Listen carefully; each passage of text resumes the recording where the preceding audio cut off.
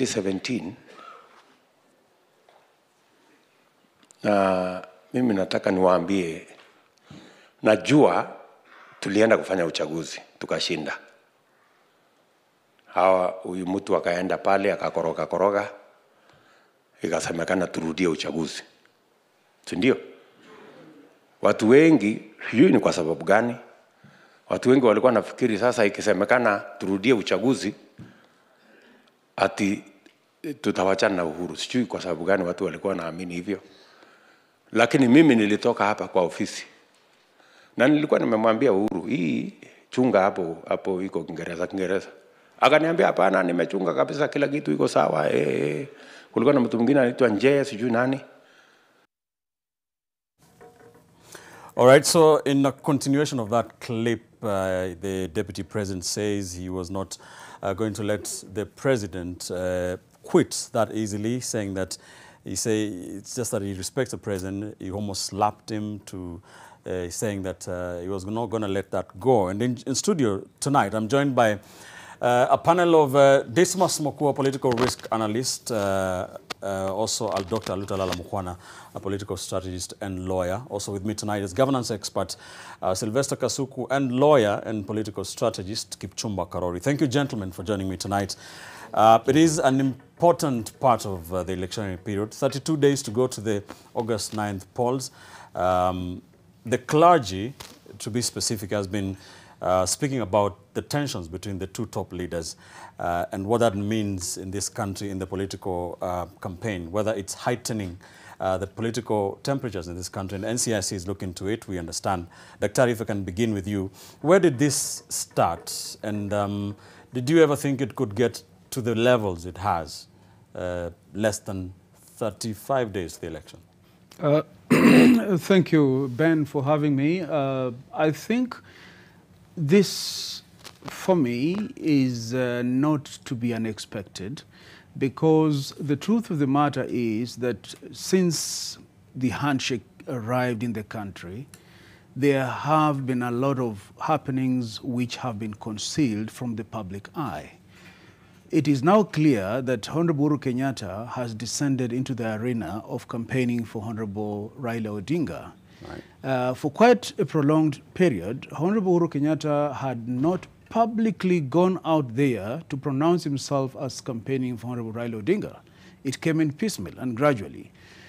These spats are about from around February, April this year, where the president has gone ahead and said openly and clearly that his deputy is not a good man, in very few words, and clearly saying that he ought to wait for another time, but this time is Honorable Raila Odinga's time. Now, knowing the deputy president's mien, it was just a matter of time before he removed the gloves and went hammer and tongs for His Excellency the President. Right. Because nothing, and I repeat, nothing in my view, will stop Honorable William Ruto from going what he really wants to go for. Right. That is his character. Sylvester, many pundits have said that the president should have let the succession battle take place without his involvement, that he should not be involved in his own succession. What do you say to that? I think that that is a kind of a restrictive imagination. First and foremost, the government of the Ruto is still in force.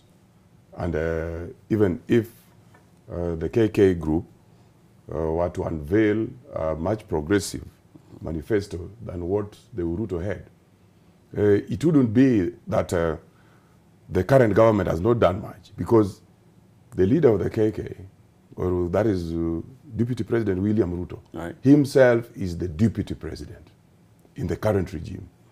And they are going to complete a whole 10 years, of which, if he is now saying that what has been happening in the government has actually hurt the people, then it's directly in the middle of that curriculum. You do not think so that therefore, anything changed in the what I think the president is doing is actually saying, why are you blaming me when you yourself, you are responsible? So how can you be a solution to a problem you've created?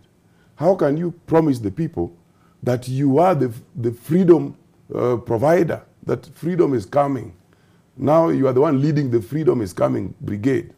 And yet you are the one actually in power. So I think that is what is making the president come out.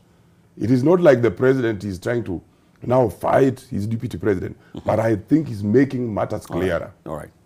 But Wakili, there are so many balls in the air. There was a certain promise that was made, kumi yako, kumi yangu. There was the first 5 years in office. Then there was a second 5-year term. There was the handshake. A lot has happened. What do you make of this point in that Uhuru duo, if you may call it that? Thank you, Ben. You know, they say the only constant in politics is interest. The rest are variables. And I think when time came to now Uhuru Kenyatta proving the kumi yangu, kumi yake, the interest had changed. So I will categorize the difference between William Ruto and Uhuru Kenyatta into two. One, it is... All right. Bwana Wakili, let me just interrupt you a bit. We need to sort your audio just in a second. So I'll just hold that thought as we sort out the microphone issue. Let me come to you, Dismas. Thank you for joining us on the show here.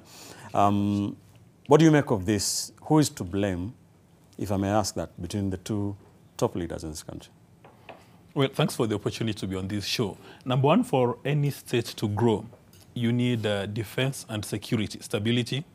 You need political stability and economic stability.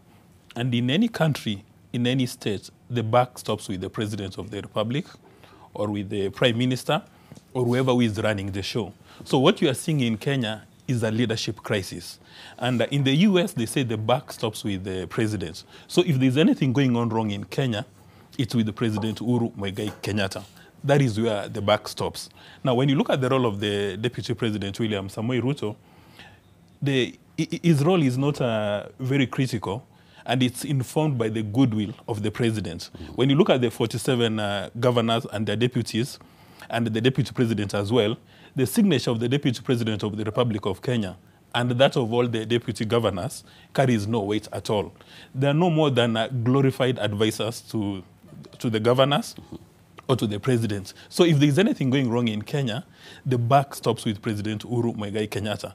Now, assuming that the deputy president has done a mistake, the president is required to play in the superior league. Because again, as the head of state, is supposed to be the symbol of national unity. If anybody within the administration has engaged in any mistakes, he has got the moral responsibility to point it out. And President Mwai Kibaki set the gold standard when he did not play an active role in succession politics. And you know, in Africa, succession politics tend to be very dicey. So the best thing for President Kenyatta is actually to take a back seat and let Mr. William Samoei Ruto and Mr. Raila Odinga fight it out. Right. But anything else outside that, it's going to degenerate.